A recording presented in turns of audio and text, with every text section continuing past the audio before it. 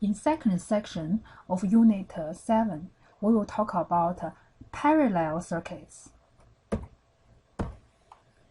What is a parallel circuits?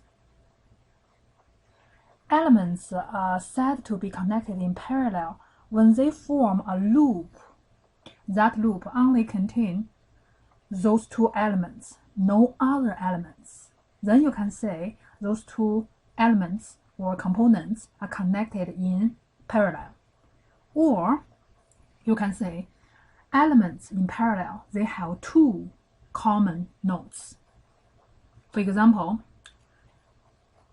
component number 1 and number 2, they share this node and also this node, so they have two common nodes.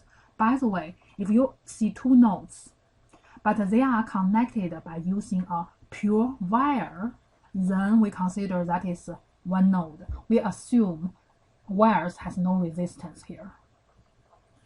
The circuit over here, actually components A, 1, 2, and 3, all of them are connected in parallel because look at here, they share this node and also share this node. Here are two examples. In the first example, we can see the circuit has a 9-volt voltage source and has 3 resistors connected. They are in parallel because they share one node, the second node. And also, for example, you can say, yeah, this component and that component are in parallel wire. Why? Because you find one loop. In this loop, only those two components, no other components. So they are in parallel. Same thing here. The only difference between the top circuit and the bottom circuit is the location of the U4. But this resistor, consider those two resistors. You find a loop. In this loop, only those two components, no others. So that means they are in parallel. Also, you can see they share this node, node number 1, they share node number 2 over here. So they are in parallel. Same as resistor U1 and resistor U3, they are in parallel. Same as U1 and U4, they are also in parallel. Actually, U1, U3, and U4, they are all in parallel. So also, parallel circuit is one that has more than one branch. Now let's think about the relationship. Talk about the total equivalent resistance in parallel circuits. The formula is provided here that talk about 1 over the reciprocal of equivalent is the summation of each reciprocal of resistance. Just add the reciprocal together. So how to find R equivalent? You need to take another reciprocal, so that is why here you got 1 over the whole thing over here.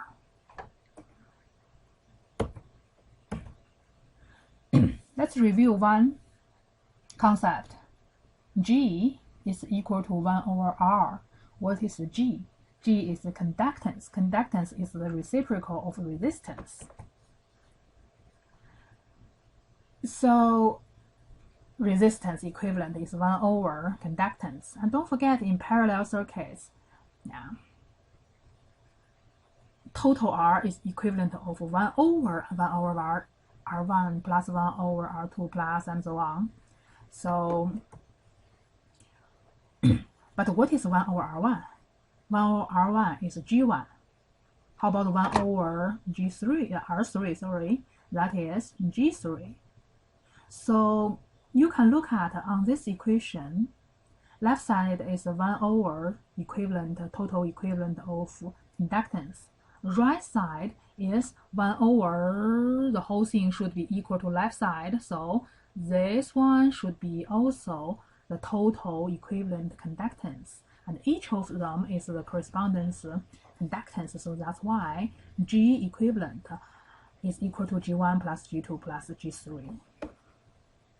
So that is also to say, in parallel circuits, the total conductance is the sum of each conductance.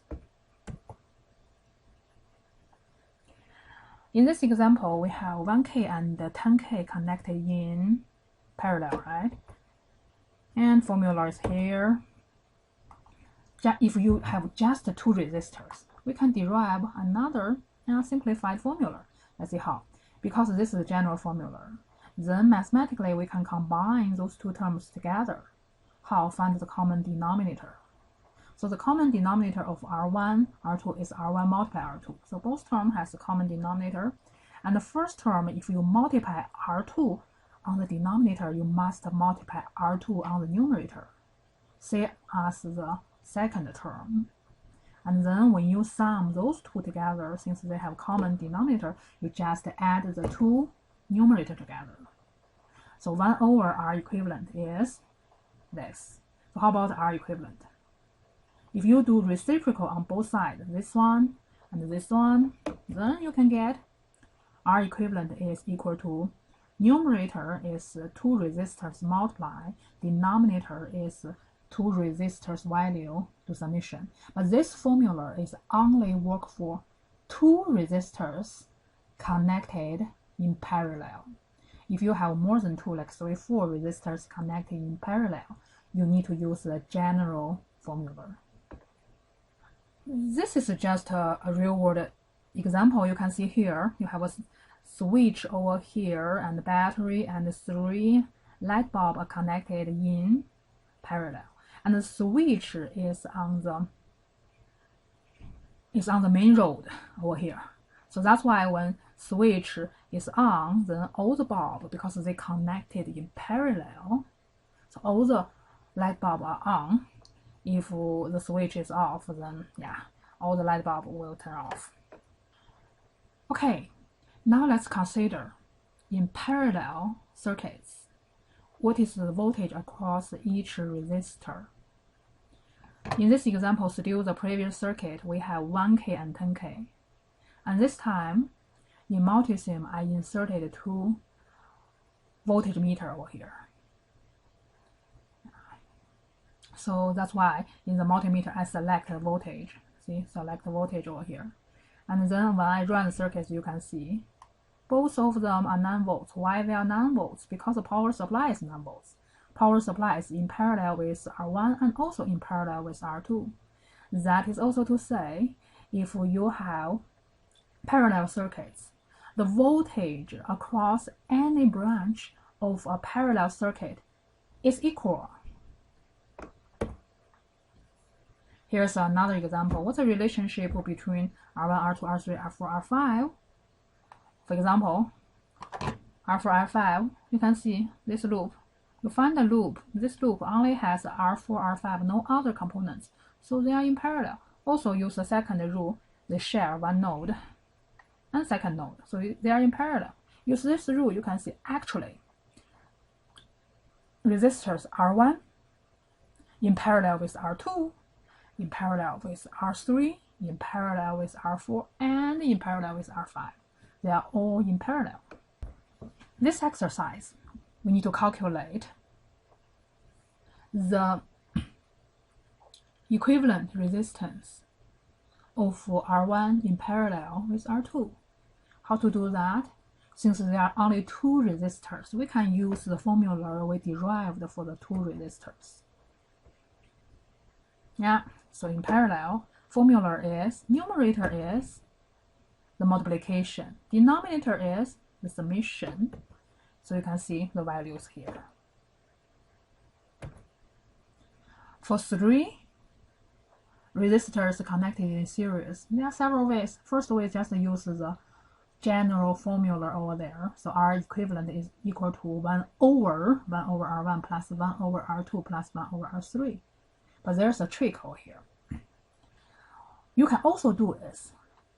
You can combine 2 resistors together first. Then the result will combine to the 3rd resistor. Why we do this first? Because I saw both of them are 100 ohm. There's a trick. You can calculate if resistors have same value. If they connected in parallel, the total is just one resistor's value divided by the number of same value resistors connected in parallel. So in this case, 200 in parallel, the result will be only 50 ohm. And also you may think about, okay, why we have two resistors in parallel, but the result is 50 ohm? Why it's less? Consider in this way. Imagine traffic problem. Yeah. Suppose from your home to school, there is only one way, one road. Then sometimes if the road is too busy, you have a jam. But imagine someone build another road from your house to school. So now you are two roads. Now each road actually less jam. So like a total, you have less resistance, less resist. So that's why because what is a resistance? Resistance resist what? Resist the current. So if you provide more roots, then you will have less resistance to resist current. Okay, anyway, so what we do is we can combine the first two together, get 50.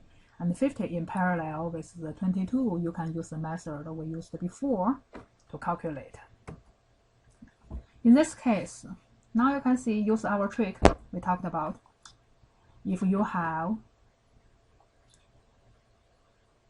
1, 2, 3, 4, 5, 10 ohm connected in parallel, then what? The total is just 10 divided by how many we have? 1, 2, 3, 4, 5. So 10 divided by 5, so you should get 2 ohm. Okay, that concludes this section.